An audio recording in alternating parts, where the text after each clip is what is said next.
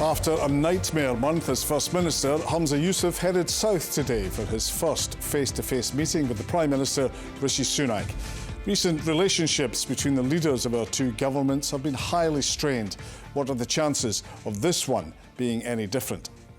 After the two politicians spoke, Mr Yousaf took questions about that and the crisis that's gripping the SNP from STV's Westminster editor Catherine Sampson. First Minister, you met with the Prime Minister today in person for the first time.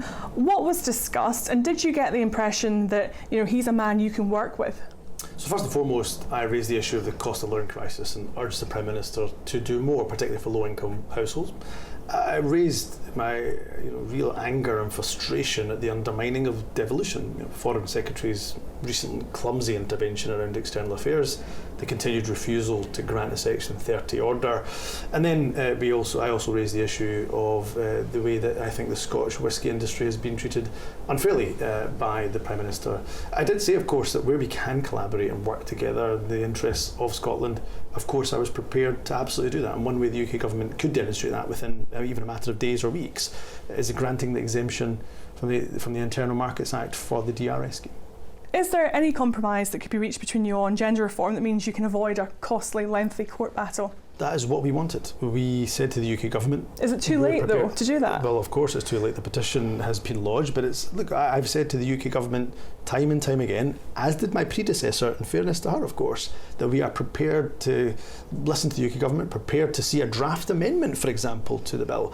No draft was forthcoming. The ability to work together was refused by the UK government. Now, I can't allow devolution to be undermined for a veto, a red pen to be struck through legislation that was passed by a majority of the Scottish Parliament. I can't allow that to go unchallenged. Have you spoken to Stephen Flynn when you've been down here?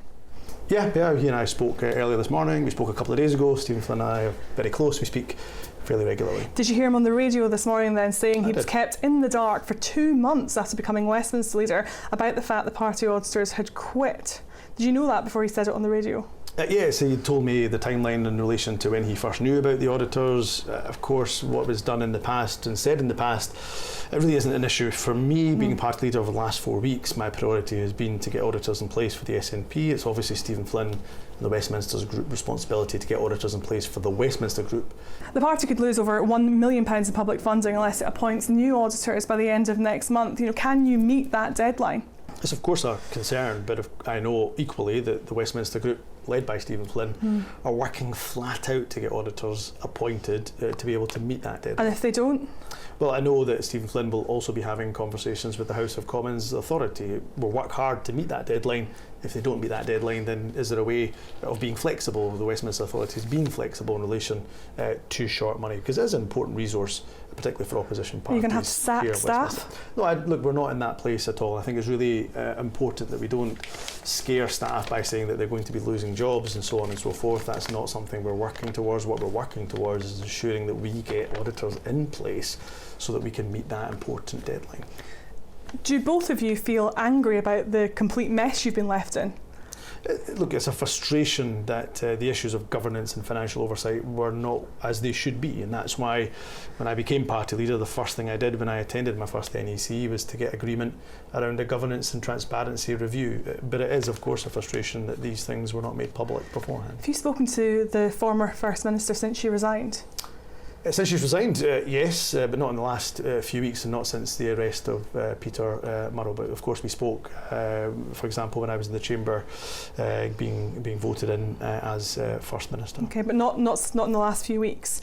Not in the last couple of weeks. Would you describe yourself as still being friends? Yes, of course I would, and look, I completely understand why you're asking the question. I think it's a fair and legitimate question to ask. I will speak to Nicola at some point, and I'm sure in the not too distant future, but Nicola will know, and I will make it absolutely clear, of course, to you and your viewers that the one thing we won't be talking about is a live police investigation. Do you think that the public, though, or voters would expect her to resign the whip herself if she was arrested? No, I don't think they would. Really? Yes, I don't think they would. I think generally the public also believe in natural law. I think they believe in people being innocent until proven guilty. That's my feeling on it. If you have a different... I mean, haven't other members of your party, though, had to resign the whip when they've been under investigation? Well, again, I can't comment on what has happened in the past. I'm telling you as the new leader but it's of the a precedent, party. isn't it? So again, for previous leadership, I'm the new leader of the party. I will determine how we take disciplinary action, what action we take around whip or suspension of party membership. That will be for me to determine. when you pitched yourself as a continuity candidate in the leadership campaign, did you expect to have to tell press weeks later you do not believe the SNP is operating in a criminal way? Well, I was asked the question and I said, of course, I said the SNP is not operating in a criminal way, I don't believe. Have you ever used a burner phone? No. Have you ever heard of anyone in your party talking about burner phones? No. Would you be extremely surprised if that turned out to be the case?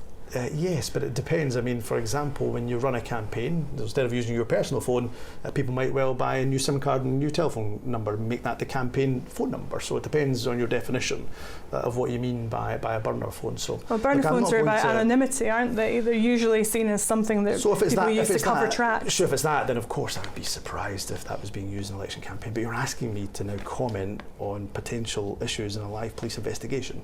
I'm very reluctant to do so. Okay, although issues, I think, in the public interest. Moving on to independence, does this mess make it easier for the UK government to ignore you and to ignore your calls for another referendum? I think it's unacceptable that they continue to ignore calls for Section 30 order to be granted. Of course it's unacceptable because that's the democratic will of the Scottish people. They voted for the SNP, who very clearly put that in their manifesto. We have a pro-independence majority in the Parliament who've also voted to have an independence referendum. So no, I don't think the people of Scotland believe that UK government's actions are acceptable. So when will there be one? When I interviewed Nicola Sturgeon last year, she told me it would be this year. It's not going to be this year, is it? It's not going to be next year. It's not going to be the year after that. The reason why I've not put a timescale on it, and I didn't put one, for example, during the election campaign, was because the first and foremost priority, as well as holding the UK government, of course, to account for the refusal in the Section 30 order, is to build the case and to make sure that we have that consistent majority for independence. We don't have that yet. Independence can fluctuate above 50%, below 50%. If we build a consistent majority, then of course those political obstacles that are put in the way by the UK government, they'll disappear. Have there been times over the past month when you felt like quitting? Oh, definitely not. I mean, this is the biggest honour anybody could have, leading your country. I mean, for goodness sake, that is something you wouldn't give up, you wouldn't dream of giving up, certainly not in a matter of weeks. The job is a tough one, there's no getting away from that. It has been a tough one for the last few weeks, but I am determined to do my best, not just by the party, first and foremost by the country, and that's why I proposed and articulated a policy prospectus that put equality, opportunity, put community right at the heart of everything the government will do. And do you think you'll still be First Minister by Christmas? Oh, for sure. Humza Yousaf, thank you very much for talking to us on Scotland Tonight. Thank you.